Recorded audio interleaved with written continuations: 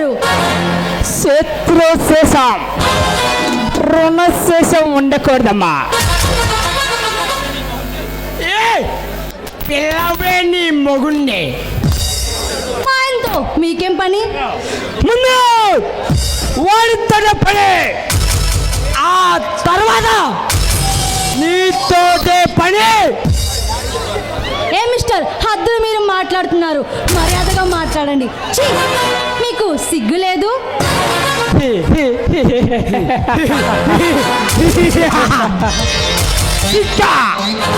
అది ఎలా ఉంటుంది పిచ్చి వసంత? సిగ్గెందుకే?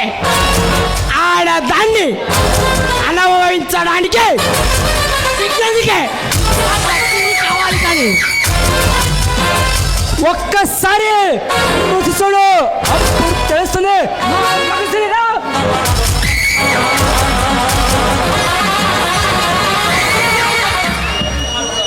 ఛీ, దుర్మార్గులారా, మీరు అసలు మనుషులేనా?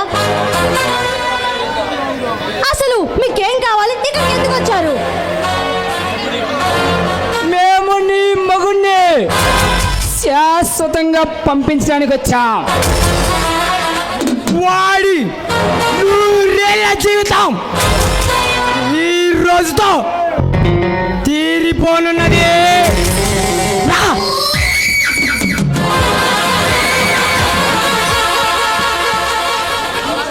మా వారొస్తే మిమ్మల్ని ముక్కలు ముక్కలుగా నరికేస్తాడు.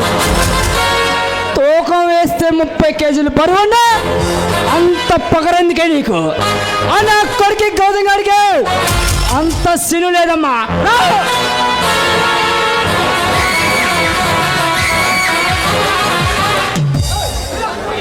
మీరేమైనా దేవుళ్ళ మీరు చెప్పినట్టు జరగడానికి? ఆ భగవంతుడు రాతకైనా మార్పు ఉంటుందేమో, కానీ ఈ భగవంత్ దాస్ రాతకి మార్పు ఉండదు. మర్యాదగా బయటికి వెళ్తారా, లేక పోలీసులకు ఫోన్ చేయమంటారా? పోలీసులా? వాళ్ళు ఎలా ఉంటారు? వాళ్ళు మా ఆలికిని ఉంటే ఆమెడ దూరం జరుగుతారు.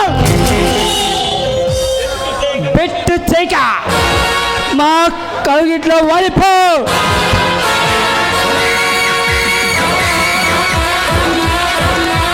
లేదంటే నీ ఒంటి మీద ఉన్న ఒక్కొక్క వస్త్రాన్ని తీసి నిన్ను లగ్నంగా అనుభవించాల్సి వస్తుంది.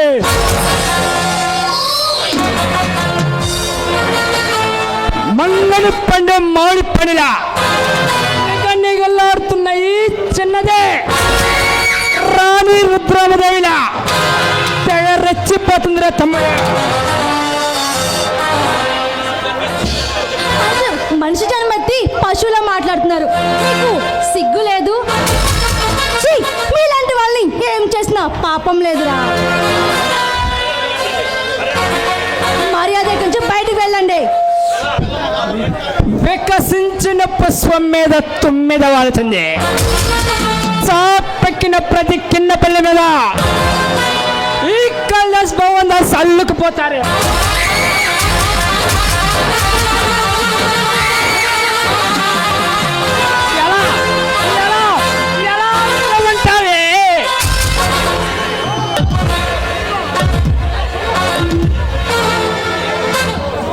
నలగాలి, ఒట్టు జరగాలి,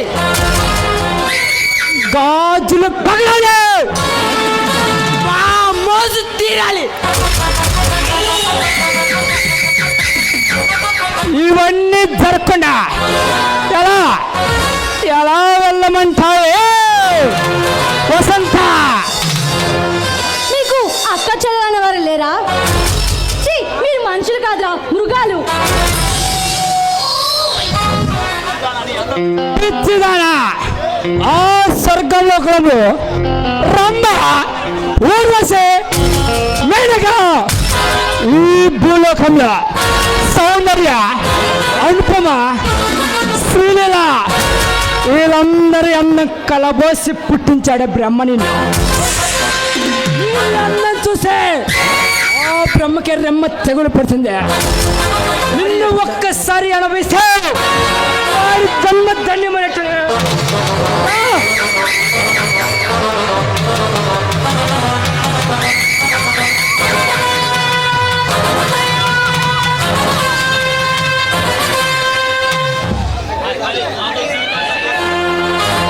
మాతో జీవితాంతం కాపురం చేయమంటలేదు.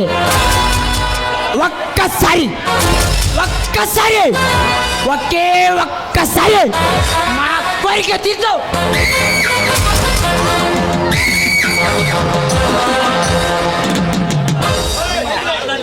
ఆ కారు దానికోసం ఇద్దరు పాకులాడుకుంటున్నారే, చీ మీకు సిగ్గనదే లేదా?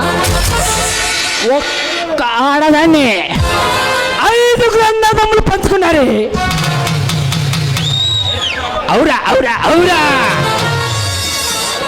అదే ఆడదండి. మేము ఇద్దరు పంచుకోవడంలో తప్పు, అస్సలు తప్పే కాదు.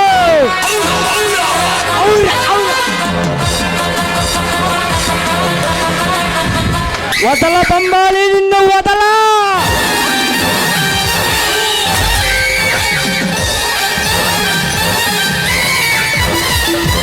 మీకు దండం పెడతాను, మీరు నాకు అన్నయ్య లాంటి వాళ్ళు. నా జీవితాన్ని నాశనం చేయకండి. అమ్మా, బయట వేసుకున్న ప్రతి ఏడాది మాట్లాడే మొట్టమొదటి మాట అదే, నేను అలాంటి దాన్ని కదని. కానీ మేము మాత్రం అలాంటి వాళ్ళని.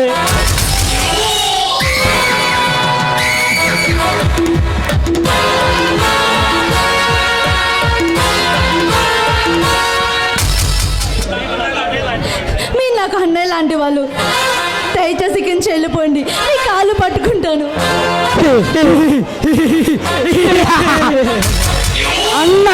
అమ్మా, ఏమండి, అన్నదాన్నైనా ఎల్లుండైనా చూడవచ్చు, కానీ అన్నయ్య అన్నదాన్ని అరక్షణమే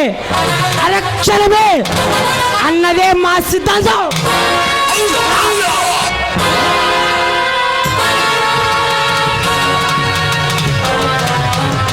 అన్నా, ఎవరో నీకు అన్నా, ఈ ప్రజలే దేవుళ్ళు, సమాజమే దేవాలయమని అన్న నందమూరి తారక రామారావు అనుకున్నావా?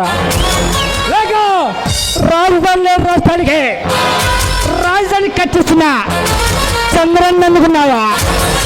లేక ఆడపడుతులకు పసుపు కుంకుమ కానుక అందించిన పలనాటి ఇప్పుడు ఎర్రపచ్చనేని సీనన్న అనుకున్నావా? లేక TDP board number Janga Krishnamurthy అని అనుకున్నావా? ఎవరే నీకు అన్నా? ఇక్కడ శ్రీకృష్ణుడు ఎవరు లేరమ్మా, అందరూ దుర్యోధన లేనమ్మా.